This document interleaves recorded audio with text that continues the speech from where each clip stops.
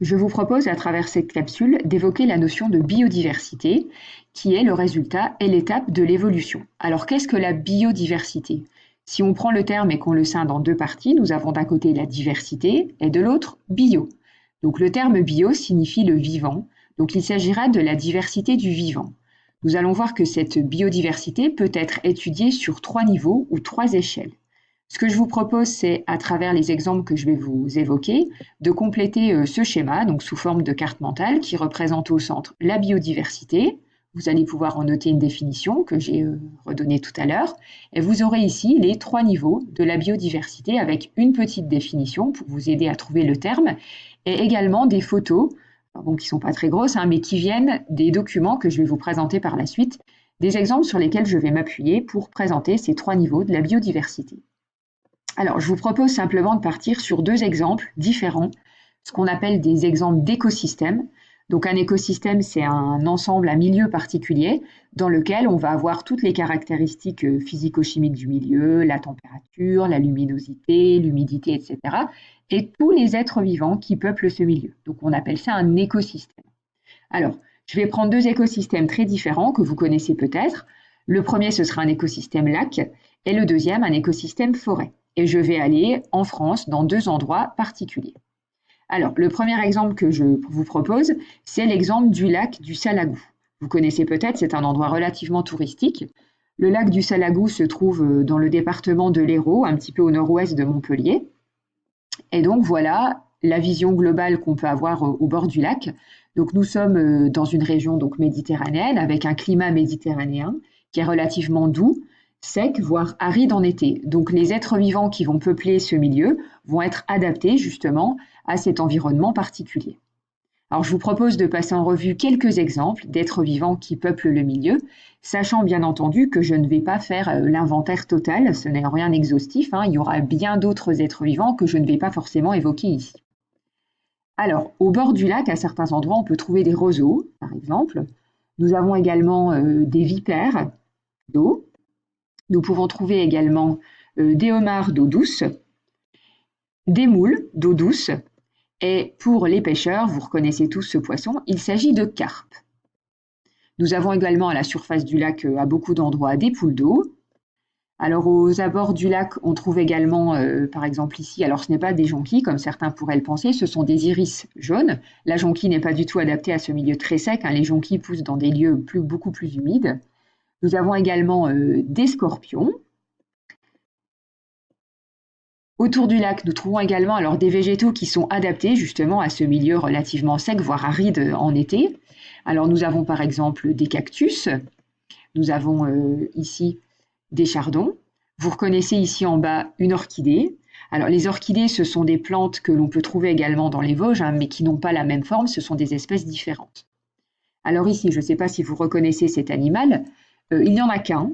Il s'agit d'une cigale, donc l'animal en lui-même est au-dessus, sur la photo.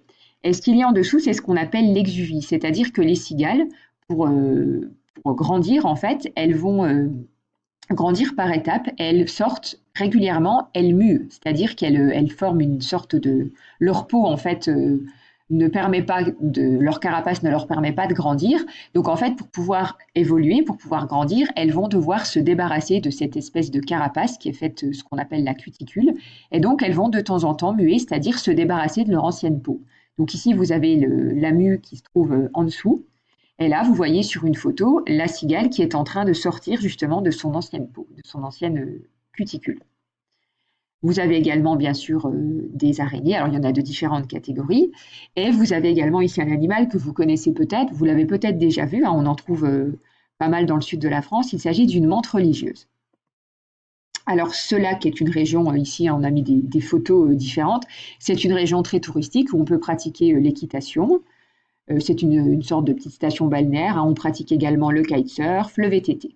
Donc voilà pour ce premier exemple. Donc vous avez vu ici quelques exemples d'êtres vivants qui peuplaient cet écosystème lac.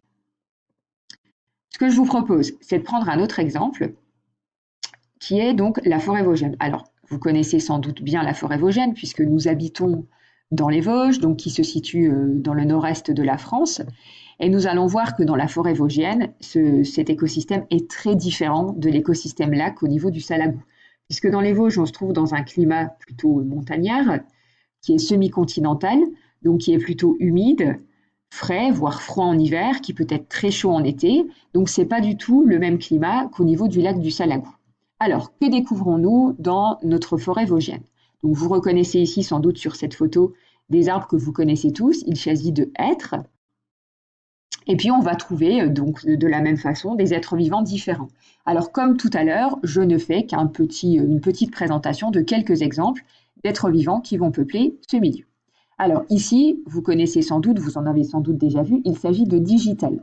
Donc les digitales sont des fleurs, attention, qui sont toxiques et qui sont protégées. Nous n'avons pas le droit de les cueillir, hein, ces digitales. Nous avons ici une branche d'épicéa sur laquelle on reconnaît les fruits de l'épicéa qu'on appelle les cocottes. Alors, petite information, comment reconnaître un épicéa d'un sapin? Si vous regardez au niveau de la branche, sur l'épicéa, il va y avoir des épines tout autour de la branche. Tandis que sur un sapin, en fait, on va trouver des épines uniquement au niveau plat, c'est-à-dire d'un côté et de l'autre. Les épines ne vont pas entourer complètement la branche. Nous trouvons également des champignons, alors de diverses catégories. Donc ici, nous avons des amanites tumouches, qui sont des champignons hautement toxiques. Nous avons également des pieds de mouton, nous avons ici une vipère, donc d'autres champignons accrochés au tronc, vous avez des papillons, enfin voilà, ça ce sont tous des exemples que vous connaissez bien, je pense. Nous avons également, parfois vous avez peut-être eu la chance de rencontrer ce petit animal qu'on ne voit pas très bien ici. Il s'agit d'un chevreuil, alors à ne pas confondre avec une biche, souvent les gens font mal la distinction. Je ne sais pas si vous voyez ici, mais sur les fesses de ce chevreuil, on voit une petite tache blanche. La tache blanche donc, est caractéristique du chevreuil, qui est un animal qui est beaucoup plus petit qu'une biche. Donc normalement, on n'a pas à les confondre parce que la biche est vraiment un animal très gros. Une biche, c'est quasiment gros comme un petit cheval, hein, donc c'est vraiment beaucoup plus gros qu'un chevreuil. Nous avons ici une petite souris. Alors, c'était le 1er mai il n'y a pas très longtemps, donc voilà, vous connaissez tous le muguet. Ici, vous voyez apparaître des blaireaux. Et puis, un autre rongeur que vous connaissez sans doute, qui est une musaraigne. Donc on reconnaît la musaraigne à ses petits yeux, tout petits, et à son long museau très allongé. Alors, on trouve également dans la forêt une multitude d'escargots, donc vous avez ici quelques exemples, nous allons y revenir après. Également, alors vous retrouvez ici au premier plan là, des champignons, mais moi ce qui m'intéresse aussi, c'est les végétaux qu'on voit ici. Donc vous reconnaissez ici des fougères, et à l'arrière-plan, et un petit peu avant également, à l'avant-plan, on reconnaît des mousses. Et ici, bien sûr, la fameuse myrtille qu'on appelle la brimbelle dans les Vosges. Donc voilà pour la présentation de quelques exemples. Alors, ce qu'il faut bien que vous reteniez, en fait, pour pouvoir compléter votre document, c'est que ce qu'il faut bien voir, c'est que vous avez remarqué que ces êtres vivants qui peuplent ces différents écosystèmes sont adaptés, ce ne sont pas les mêmes déjà. Alors, il y en a autant, j'ai pris à peu près le même nombre d'exemples dans un écosystème que dans l'autre, mais on a vraiment une diversité qui se fait parce que justement le climat n'est pas le même, on n'a pas le même degré d'humidité, etc. Donc le premier niveau de la biodiversité, ça va être ici le niveau, les milieux de vie, qu'on va appeler la biodiversité des écosystèmes, donc des différents milieux de vie qui existent. Ensuite, le deuxième niveau de la diversité, après la diversité des écosystèmes, si on se situe dans un écosystème particulier, on a vu qu'il existait énormément d'êtres vivants, de groupes d'êtres vivants différents. Ces groupes d'êtres vivants, c'est ce qu'on appelle des espèces. Donc c'est le peuplement de chaque milieu. Donc on va parler de la diversité des espèces.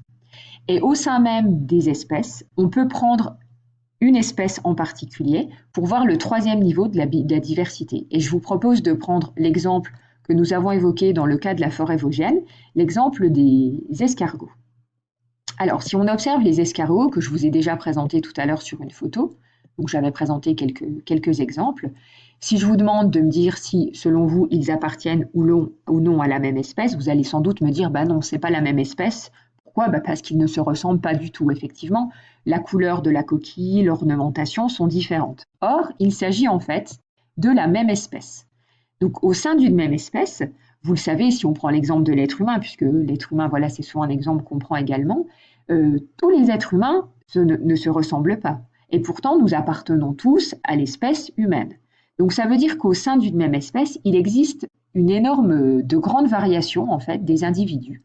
Et ces variations vont représenter la troisième forme de la diversité. Ce sont des variations bien sûr qui sont dues à la génétique. Donc nos gènes et nos allèles en particulier font que nous ne nous ressemblons pas tous et que les escargots, de la même façon, ou dans n'importe quelle espèce, on va avoir la même variabilité. Donc cette troisième forme de diversité, c'est ce qu'on va appeler la diversité génétique au sein d'une espèce en particulier. Alors exemple, ici pour ces escargots, ils n'ont pas la même couleur de coquille, pas la même ornementation, certains sont rayés, d'autres non, parce qu'en fait le gène qui sert à déterminer la couleur et l'ornementation de la coquille ne va pas être constitué des mêmes nucléotides qui se succèdent, donc pas de la même séquence nucléotidique pour chacun de ces exemples, et donc on va parler d'allèles différents au sein de ces différents groupes d'escargots, qui appartiennent donc à la même espèce. L'espèce Cepaena moralis, mais au sein de l'espèce, en fonction de la possession par tel ou tel escargot d'un allèle particulier, il va y avoir donc une couleur et une ornementation particulière sur la coquille. Donc il s'agit du troisième niveau de la biodiversité, ce qu'on va appeler la diversité génétique, ici des espèces que vous pouvez préciser ici. Donc nous avons ici passé donc en revue les 3 niveaux de la biodiversité. Vous retrouvez sur votre poly de cours un bilan que je vous conseille de lire attentivement et de souligner tous les mots importants. Donc ces mots importants sont la notion d'écosystème, la diversité des écosystèmes, c'est la première échelle de diversité. Ensuite, savoir ce que c'est bien sûr qu'un écosystème, c'est un milieu de vie et puis tous les êtres vivants qui vont l'habiter. Ensuite, on a vu que la diversité, elle se faisait aussi sur les espèces, donc la biodiversité des espèces. Il y a plein d'individus différents dans un même milieu. Et puis, au sein d'une même espèce, on va parler de diversité génétique de l'espèce, donc qui va donner des caractères particuliers différents à tous les individus de cette même espèce.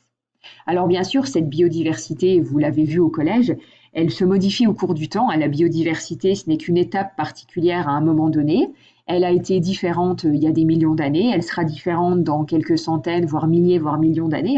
Donc elle évolue tout le temps, au cours du temps, sous l'effet de différents facteurs, dont en ce moment en particulier le facteur humain. Vous savez que les activités humaines peuvent engendrer de la pollution, etc., ce qui peut parfois faire disparaître certaines espèces qui sont en ce moment, par exemple, comme les tigres, l'ours blanc, le rhinocéros. Ce sont des espèces qui sont en voie de disparition, qui sont en cours d'extinction et qui vont peut-être, dans quelques centaines ou milliers d'années, disparaître totalement.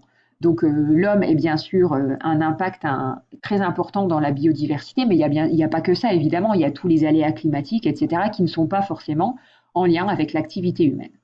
Donc nous verrons dans une prochaine capsule la suite de ce chapitre.